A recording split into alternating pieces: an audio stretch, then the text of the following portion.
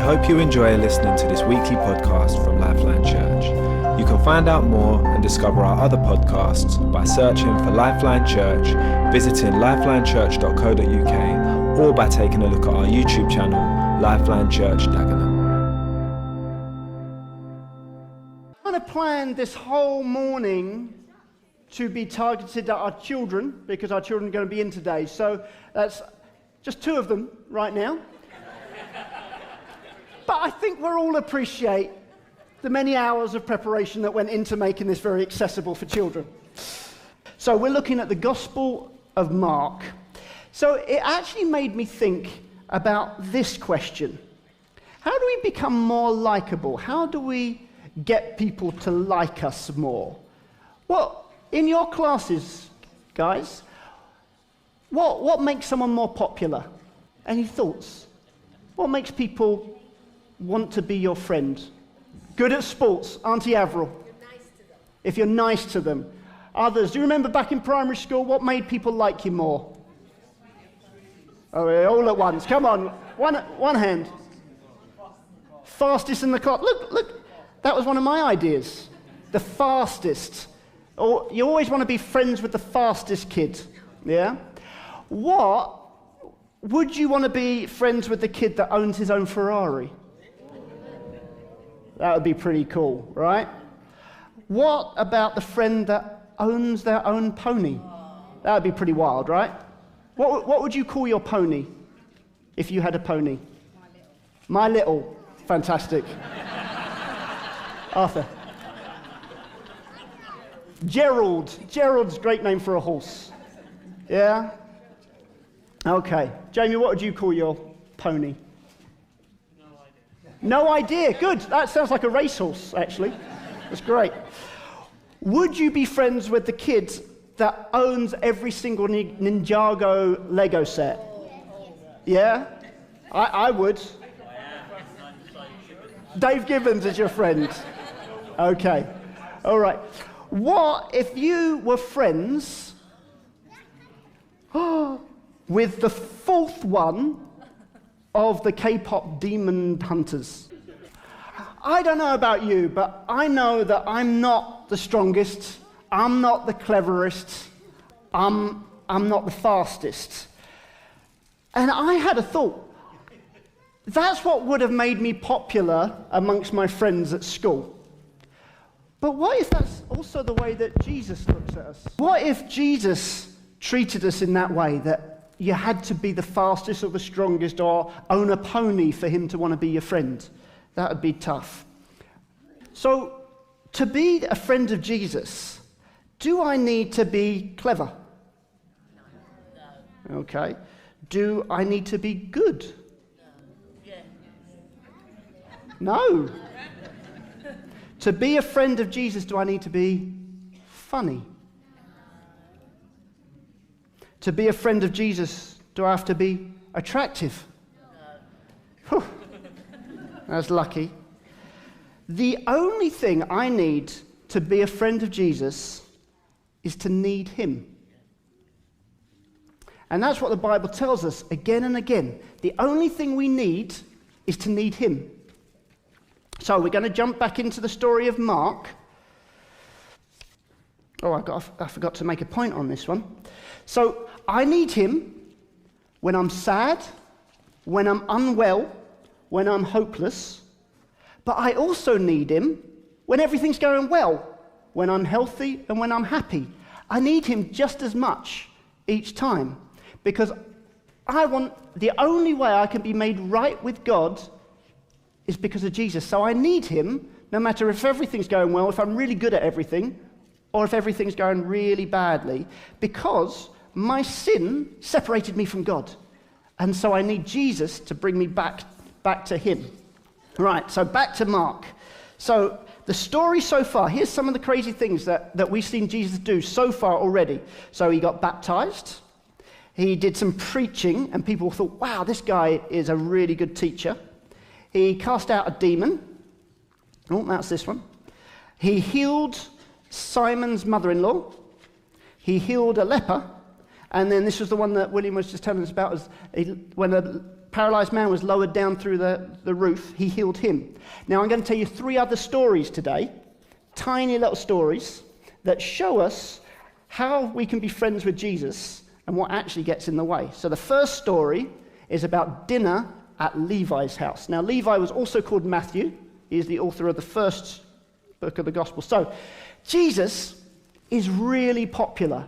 Everyone wants to be around Jesus. There's always crowds going around him, whatever he's doing. And he could probably hang out with any kid he wanted. That's how popular he was. And as he's walking through the street, he sees this guy called Levi. Now, Levi was a tax collector. Can you say boo? So tax collectors, boo, were really, really unpopular because they were taking money from people and they were stealing some of it. And they were taking money to give to the Romans who were pushing the people of Israel down. So it was like they were being robbed each day. And it was the tax collector. There was one of their own people that was doing it to them. So Levi was very unpopular. But Jesus went and found Matthew at his tax booth. And he says, "Come follow me." And Matthew gets up and just leaves his booth, and he follows Jesus. Later on, Jesus goes to Levi's house, and they have dinner together with all of his tax collector friends, and they eat together. So to eat with someone means I want to be your friend. And so the very religious people, these people, were watching and said, "Why does he eat with tax collectors and sinners? He shouldn't be around these people. We're the good people. We're the ones that have done everything that is right. He should want to be friends with us. Why is he mixing with these people?" And Jesus says to them, "You know, it's not the healthy who need a doctor. Who needs a doctor? The sick people need a doctor. I've not come to call the righteous," those are people that are right, like that are good. I've come to call the sinners. I've come to call the worst. So Jesus actually only comes to the people who need him. You remember what it takes to be Jesus' friend? I don't have to be clever, don't have to be good, don't have to be funny, don't have to be attractive. I just need him. And that's like being a sick person that needs a doctor. Okay, so remember, that was story 1. Story 2. So one day, Jesus and his friends are walking. This is on the Sabbath. So that was a special day for Jesus' time where you weren't meant to do any work. And they were walking through this grain field. And as they went, some of the disciples started plucking some of the grain heads, and they crunched them up in their hands, and they were eating grain. It was like a vending machine as they walked through. And these religious people down there were saying, they shouldn't be doing that. That's illegal, because on the Sabbath, you're not meant to do that. Right, well, you know what the law actually said is you shouldn't go ploughing and harvesting on the Sabbath. And they are saying that plucking that little piece of grain and crunching that up and eating it, that was harvesting. So they took a rule that God put in place and they added to it. They made it much bigger than it actually was. And that wasn't what God wanted. So the Sabbath, if you remember in the story of God making everything, it took him 6 days to make everything, and on the 7th day, he had a rest. He said, it's good, so I'm going to finish on this day. And so God told people, I want you to respect the Sabbath, say taking a time of rest, and add other reasons. So, you know when you're working really hard, you're just exhausted. So God doesn't want us to be absolutely exhausted. So he said, I want you to take a break. Otherwise, you'd be working all the time, constantly.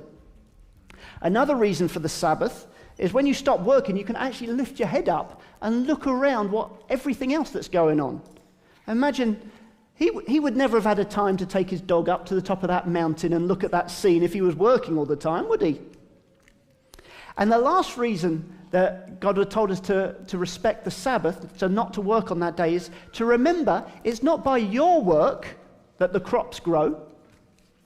because it's God that brings the sun, and it's God that brings the rain. It's God that actually provides for you.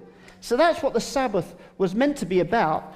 But these religious people, they took it and they made it a burden for people. They would prefer the disciples to be hungry than to break what they decided was the new rule.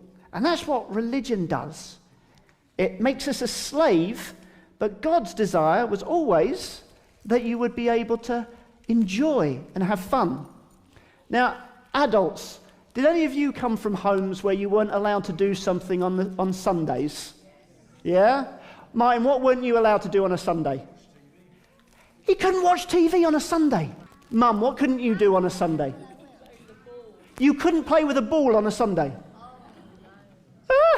That's not fun. Avril, what couldn't you do? Buy ice cream. Couldn't buy ice cream on a Sunday. Do you think any of those rules were written in the Bible? No. So how does that happen? How do we make up these new rules? Well, we get to that soon. The third story is Jesus healing a man's hand, again, on the Sabbath. So I'll read this one to you straight from the Bible. So, another time, Jesus went into the synagogue, and a man with a shriveled hand was there. So his hand was deformed. Some of them, this was the religious people, were looking for a reason to accuse Jesus, so they watched him closely to see if he would heal the man on the Sabbath. It's like a trap. They're waiting to catch him. Jesus said to the man with the shriveled hand, "Stand up in front of everyone." Jesus asked them, he's asking the people that are watching him at the back, "Which is lawful on the Sabbath, to do good or to do evil, to save a life or to kill?" What do you think the answer is? Save a life. Yeah, it's a simple question, right? I think even Owen could have got that one right. But the people wouldn't answer. They refused to answer the question. So Jesus looked around and he was angry and deeply distressed at their stubborn hearts. Why do you think Jesus was angry? Why do you think Jesus was angry with them for not answering? William? Very good. So they were thinking that Jesus was not trustworthy. They didn't want to give him the answer. I think because if they answered, they would have ruined their own trap. Because they were waiting for him to do something good, and then if they say this was a good thing to do, they can't trap him, so they didn't know what to do. Jesus said to the man, "Stretch out your hand." He stretched out his hand, and it was completely restored. Yeah, Jesus fixed him. Fantastic. You think everyone would be happy? But no. Then the religious people, they went out, and they began to plot with another group called the Herodians, how they might kill Jesus. What had Jesus done wrong? Nothing. He'd done nothing wrong. All he'd done was heal a man, and they wanted to kill him for it. I think that was because in healing that man, he showed them this isn't about you obeying the rules that make you good, it's about me that makes you good. And they didn't want to admit that they needed Jesus. The very thing that Jesus needs them to admit to be able to be friends with, they thought, no, it's all of our rule obeying that makes us good. No, it's only Jesus that makes us good. So let's look at this idea, religion. What is religion? So religion is trying to make ourselves good. It's trying to be the cleverest, but trying to be the smartest so that Jesus would like us. It's like trying to climb up a mountain to where God is. And we can keep trying really hard to climb right to the very top. But the problem is we fall all the way back down again because we were never designed to get to the top. But when we talk about the gospel, we talk about what Jesus has done. It's actually more like this. Jesus coming down to us. See, if you remember, on the seventh day, God rested. Why do you think God rested? Okay, good idea. So because he didn't want to be tired and miss what he'd done. Aidan, what do you think? He'd never stop working. He'd never stop working. These are good ideas. You know what I think? I don't think it was that he was tired. I think he stopped because it was finished. He'd done everything. And so I think you're right in the fact of, now I can enjoy what I've made. But it said it was good. And God never gets tired. It says in the Bible, God never gets tired. He never gets sleepy. He never misses anything. And so the idea of the Sabbath is when everything's done. And you know what Jesus said when he was on the cross? Just before he died, he said, it is finished. It's done. Everything that needed to be done, I've done it for you. You don't have to do a thing. You don't have to obey all of the rules. You don't have to be the cleverest or the smartest or the goodest. All you need is to need me. And the problem with religion, it gets in the way. Because instead of saying, all I need is you, Lord, it says, I've done enough.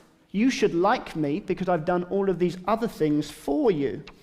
So why does sometimes we choose religion? Because you know what? I choose to be religious. I try and do things to make me likable to God. It's a strange thing to try and do, but I do it a lot of the time. Sometimes I think, I've not read the Bible enough, so Jesus isn't going to like me. Or I didn't go to that meeting. Maybe God doesn't like me now that I didn't go to the meeting. Or I've behaved really well. I've behaved better than Zeph has, so God's going to like me more than he likes Zeph. Maybe I think, I've not cleaned my teeth. Maybe God won't like me today. That's thinking like someone that's religious. And it's forgetting all I need is him. Because he's done everything that I need. I heard this idea. Imagine your parents are wrapping up your Christmas present in their bedroom. And so they've put this sign on the door. Keep out. Elves at work. So you mustn't come in. Now, if you're religious, what you might think is, I mustn't be in the house. I must leave the house. I must leave the street. I must leave the country. I've got to go to the moon to keep away because I keep putting extra rules because I think if God sees me, he's going to be angry with me. Or if my parents know that I'm here, they're going to be angry with me. But that's not the way that God works. He's actually wrapping up your Christmas present because he's got something good to give you. So any rules that God gives you, it's for your good. You've not got to be afraid of God because he's got good things for us all the time. And the other good thing about not having to be religious, sometimes when you're religious, like those religious people in the story, they always want to present themselves. They want to look like they're really good and they've got it all together. They want to look like this guy. Look very smart, very, very clean, but they actually feel like that inside. They're actually trying really hard to pretend. Do you have to pretend to Jesus to make him like you? No? Because you know what? Even if you look like this, Jesus would still receive you and love you and care for you. Because you don't have to be clever, you don't have to be good, you don't have to be funny, you don't have to be attractive, you just need to need him. And that's what the gospel tells us. You know, there's a bit in the Bible where it says, God demonstrates his own love, God shows off his own love for us in this. While we were still sinners, while we were still doing bad things, while we were still messed up, Christ died for us. So it wasn't once we did good, it wasn't once we had lots of stuff, it wasn't once we kept all of the rules, it was actually while we were breaking the rules that he died for us. Because you see, Jesus has chosen you as a friend. He's chosen you. Can you imagine that? He was the most popular person, and he came and he found you and said, I want to be your friend. So my question for you today is, will you choose him to be your friend? You don't need anything to prove yourself to him. He's seen you. He's seen you all messy and snotty, and he still loves you and he chooses you. So, anyone brave enough to say what you're thinking after what I just said? Put your hand up and wave at me, and you tell me what you're thinking. We want Jesus to be our friend. Good. I want that too. Yeah. I want to choose Jesus because I know that he's chosen me. How about older people? What's your response? What are you thinking? He loves you no matter what. He loves you no matter what. Like, I've known that for years, but sometimes something in me goes, yes, he does. That's amazing. He loves me no matter what. Who finds you get stressed out thinking, oh, which way do I go? This way, do I go that way? Do I pick this decision or I pick that decision? Oh, everything. I might mess everything up if I choose the wrong thing. You guys think that? I think that sometimes. But to know that that's not the biggest deal to God. The biggest deal is to say, I need you. I need you. That's all I got. Yeah, because we can think, having all those Ninjago kits, that's the thing that's most important. But when you see Jesus for who he is, you realize that's the most important thing. Thank you for listening to this podcast by LifeLine Church. We hope this message has been an encouragement to you. We are a relational church who live to demonstrate God's love to one another and our surrounding community in real and practical ways. We believe that this love can restore our families, our friendships, our communities, and our nation. We'd love to connect further with you, so please visit our website, lifelinechurch.co.uk, or interact with us on Facebook at lifeline.church.uk.